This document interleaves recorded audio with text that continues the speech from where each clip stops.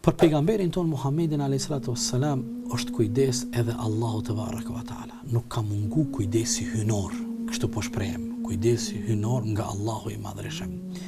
Ju e dini, kemi dy kaptina në Kur'anin famlar, kaptina Duha dhe kaptina Inshirah, do të thotë wa duha edhe Alam nashrah laka sadrak, që një pjesë e madhe besimtarëve ton i din këto dy sure dhe i lexojnë imamet e nderuar në namaz. Këto dy kaptina tregojnë dhe sqarojnë kujdesin e Allahut të Madhreshëm për pejgamberin ton Muhammedin alayhis salam. Kisha pas dëshirë të ndalem pak minuta, kalim thim. Gjithsesi, është mirë të komentojmë ose. Po, wad-duha wal-layli idha saja ma wadda'aka rabbuka wama qala. Allahu pasi betohet në mëngjes, thotë fillon dashakçit me provu më u bë i zhgënjym pejgamberi, sa fillon me bë propagandë se Zoti të ka harru ty.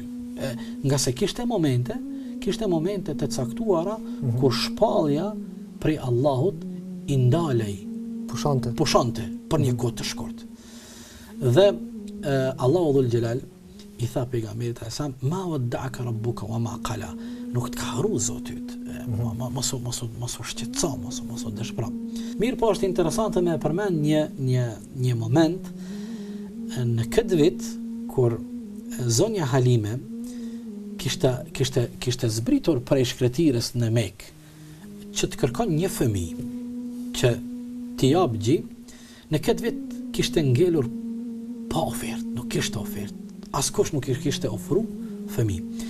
Dhe subhanallah vjen oferta prej babgjyshit të pejgamberit Abdul Muttalibit për nipin e tij, për Muhammedin alayhis salam. Po kur Halimja, kjo zonjë e bekuar, kur e kupton se ky është pa bab, sikur heziton. Mirë po, thot që në momentin kur e kam marrë këtë fëmijë, ende pa shku në shtëpinë e saj, thot unë e kam pa një ndryshim, një dallim, diçka të jashtëzakonshëm.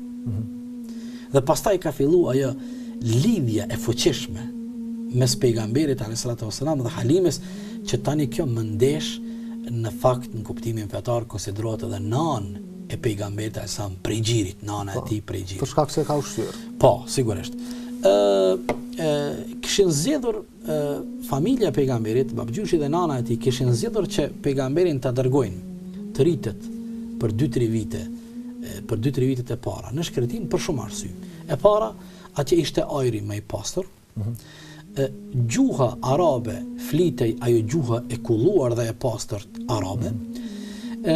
Arsye tjetër ishte që ky të rritej mos të rritej në vend të kufizum. Pejgamberi kishte shtëpinë në Mekë. Mirë, po të rritej në shkretir, kishte mundësinë që të lunë me fëmijë, kishte mundësinë që të ketë hapësirë shumë më të madhe, dhe një herë kishte mundësinë edhe të mësoj edhe një mentalitet edhe një kulturë dhe një traditë tjetër prej asaj në Mekë.